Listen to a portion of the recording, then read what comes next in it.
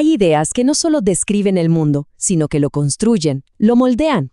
Hoy vamos a meternos de lleno en una de esas ideas monumentales, una que está justo en el corazón de casi todas las democracias modernas. Hablamos, claro, de los 2 tratados sobre el gobierno civil de John Locke, un texto que básicamente le dio al mundo las herramientas intelectuales para ser libre. Donde termina la ley, comienza la tiranía. Con esta frase, Locke prácticamente nos resume todo su proyecto. Y ojo, que no es solo una cita para poner en una camiseta, Es el eje de una revolución de pensamiento. Nos plantea una idea radical, que la verdadera libertad no es hacer lo que nos dé la gana, sino estar protegidos por reglas justas. Para que nos hagamos una idea de lo revolucionario que fue Locke, hay que entender contra qué se estaba peleando. De un lado del ring teníamos el derecho divino de los reyes. O sea, el poder del rey es total, absoluto, porque se lo dio Dios. Punto. No hay nada que discutir. Y del otro lado, la idea de Locke, el gobierno por consentimiento, donde el poder no es infinito, para nada, y su única fuente legítima es la gente. Fue un choque de 2 universos. A ver, para construir algo nuevo, primero hay que demoler los cimientos de lo viejo. Y Locke sabía que para levantar su nueva idea de gobierno, primero tenía que acabar con un mito que llevaba siglos en pie. El principal defensor de la monarquía absoluta en ese entonces era un tipo llamado Sir Robert Filmer. Y su argumento, que hoy nos puede sonar bastante raro, era súper influyente. Él decía, básicamente, que los reyes tenían el mismo poder que Dios le dio a Adán sobre sus hijos, un poder de padre absoluto que se fue heredando de generación en generación hasta llegar al rey actual. La conclusión, ir contra el rey era, literalmente, ir contra Dios. Locke le dedicó su primer tratado enterito a desarmar esta idea, pieza por pieza, con una lógica implacable. Y justo aquí, en medio de todo este lío, es donde entra en escena John Locke, pero no como un académico encerrado en su torre de marfil, sino como un hombre que vivió en carne propia la crisis política de su tiempo. La vida de Locke fue de todo menos tranquila. Nació en una Inglaterra partida en 2. Tuvo que huir al exilio en Holanda porque lo acusaban de conspirar contra el rey, y volvió justo para ver cómo la Revolución Gloriosa sacaba del trono a un monarca para poner a otro con poderes limitados. O sea, sus 2 tratados no los escribió por gusto académico. No, fueron la justificación filosófica de esa mismísima revolución. ¿Pero quién era este hombre? Bueno, John Locke era filósofo, sí, pero también era médico y además asesor de uno de los políticos más influyentes de la época, el conde de Shaftesbury. Estar metido hasta el cuello en la política y luego tener que exiliarse le dio una perspectiva, digamos, muy personal y urgente sobre qué son el poder y la libertad. Por todo esto, se convirtió en una de las figuras centrales de la Ilustración. Muy bien. Entonces, si el poder no viene de Dios, ¿de dónde sale? ¿Cuál es la alternativa? La respuesta de Locke es fascinante porque no empieza mirando a los reyes, sino que empieza desde abajo, desde cada persona. Locke nos pide que hagamos un ejercicio de imaginación. Pensemos en un estado de naturaleza, un tiempo antes de que existieran los gobiernos, las leyes escritas, la policía. Pero a diferencia de otros pensadores que veían eso como un caos total, una guerra de todos contra todos, para Locke era un estado de libertad e igualdad perfectas. No era la anarquía, porque estaba gobernado por una ley natural que todos podíamos entender usando la razón. Y en este estado de naturaleza, resulta que cada persona tiene ciertos derechos naturales. A ver, estos derechos no te los da un rey ni un parlamento, son tuyos por el simple hecho de ser humano, naces con ellos.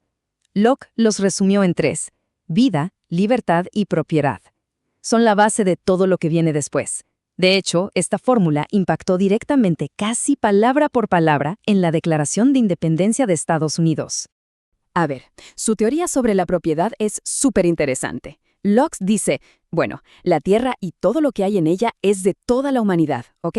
Pero en el momento en que una persona agarra algo de la naturaleza y le pone su trabajo, como cuando siembra un campo o talla un pedazo de madera, esa cosa se convierte en su propiedad privada. El trabajo lo hace tuyo. Pero cuidado, Locke pone una regla de oro. Solo puedes apropiarte de lo que puedas usar y siempre tienes que dejar suficiente y de la misma calidad para los demás. Bien, entonces, si en el estado de naturaleza somos libres, iguales y tenemos derechos, ¿para qué demonios necesitamos un gobierno? La respuesta de Locke a esta pregunta es la piedra angular de su sistema, y se resume en una palabra: consentimiento. Aquí es donde entra en juego la idea del contrato social. La gente decide, de forma voluntaria, unirse para formar una sociedad y crear un gobierno. ¿Con qué fin? Pues con un objetivo muy claro y específico: proteger sus derechos naturales, vida, libertad y propiedad, de una forma más eficiente. La palabra clave aquí es voluntario. La única fuente de poder legítimo de un gobierno es que la gente esté de acuerdo con él. Para Locke, el gobierno no es un amo, sino más bien un empleado, un administrador o un fideicomiso. La analogía es buenísima. Es como si los vecinos de un barrio contrataran a un guardia de seguridad para que cuide sus casas. Le dan autoridad, sí, pero solo para que cumpla su trabajo. Si el guardia de repente empieza a robar en las casas o a maltratar a los vecinos, ¿qué hacen? Pues lo despiden. Así de simple. Y este principio tiene consecuencias muy prácticas. De aquí sale directamente uno de los lemas revolucionarios más famosos de la historia: no hay impuestos sin representación. La lógica es simple: si la propiedad es un derecho natural, el gobierno no puede quitarnos una parte de ella, o sea, cobrar impuestos, si no damos nuestro consentimiento a través de la gente que elegimos para que nos represente. La conexión es directa.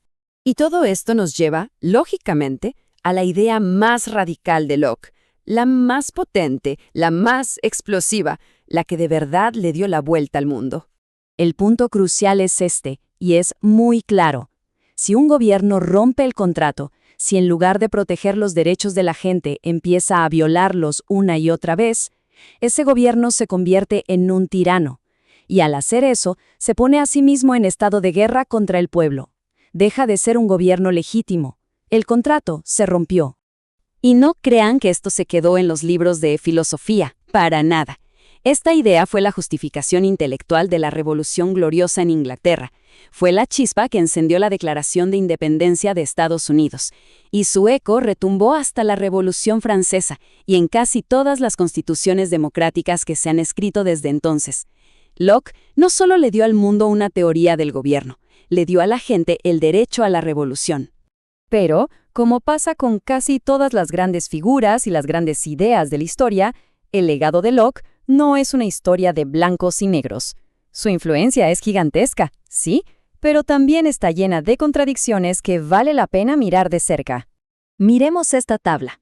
Su idea del derecho a la propiedad fue la base de las economías modernas, pero también se usó para justificar el quitarles sus tierras a los pueblos indígenas.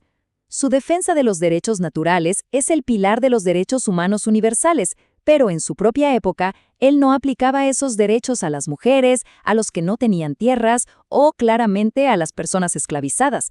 Y su idea del gobierno por consentimiento es la semilla de la democracia, pero su concepto de consentimiento tácito es criticado porque puede servir para justificar sistemas muy desiguales. Y el debate no ha parado, ¿eh? Hoy en día, las críticas a Locke vienen de muchos frentes. Desde el feminismo se señala que su contrato social ignora por completo la esfera doméstica. Desde el marxismo se le acusa de crear una justificación filosófica para la desigualdad capitalista. Otros critican su individualismo extremo, y desde la ecología se advierte que su visión de la naturaleza como un simple recurso nos ha metido en problemas muy serios. Lo que nos deja con una última pregunta, una que es tan relevante hoy como en el siglo XVII. Si el poder de un gobierno depende de nuestro consentimiento para ser legítimo, ¿qué significa consentir hoy en día? ¿Es solo ir a votar cada 4 años? ¿Es pagar impuestos? ¿O es simplemente no rebelarse? Locke no nos dio una respuesta definitiva, y quizás esa es su mayor genialidad. Nos dio el punto de partida para una conversación en la que todos, de una forma u otra, seguimos participando.